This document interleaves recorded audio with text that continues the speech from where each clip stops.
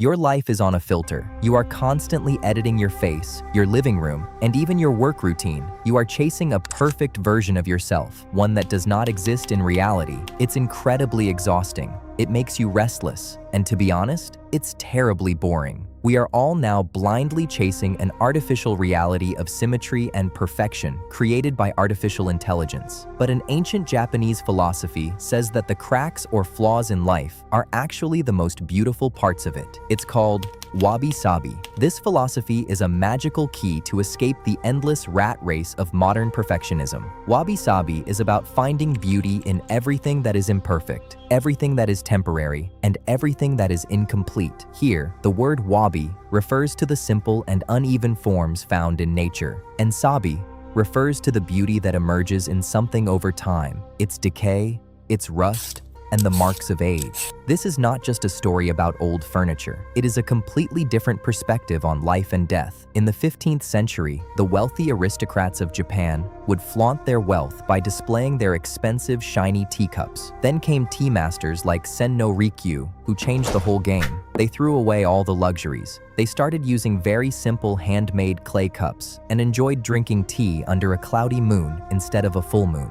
They realized that the pursuit of perfection is just a bait. It's actually a dead end. Look at Kintsugi. When a piece of pottery breaks, Japanese craftsmen don't throw it away. They repair the cracks with gold-infused glue. They don't hide the wound. Instead, it makes it even more exciting because these cracks tell a story. They don't diminish the value of the thing, they enhance it. This is where the main lesson comes from. Nature is never a perfectionist or perfect. Trees never grow to the exact same shape or size. A mountain does not have to maintain any quality standard. Even the way bread bursts in the oven, or the way a leaf dries and falls, it has its own magic. We are also a part of nature. So why do we torture ourselves so much to be perfect in a world where nothing is perfect? When you stop trying to perfect or optimize your life, that's when you truly start living. Think about your health. Most people wait until they lose weight or reach a certain goal to be happy. But Wabi-Sabi says, you are valuable enough today, right now. It gives you the freedom to be a normal person. So how do you practice this in your life? First,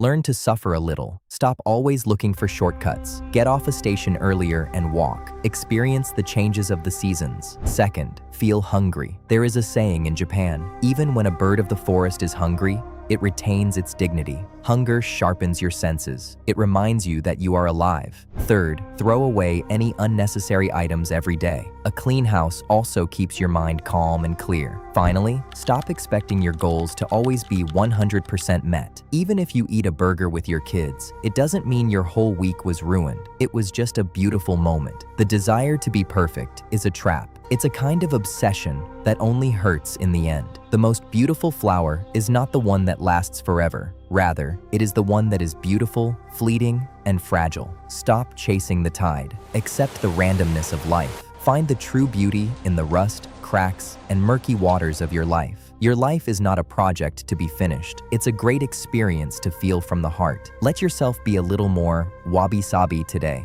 because being normal or perfect was never our goal. Being a simple, imperfect, yet beautiful human being was the real goal.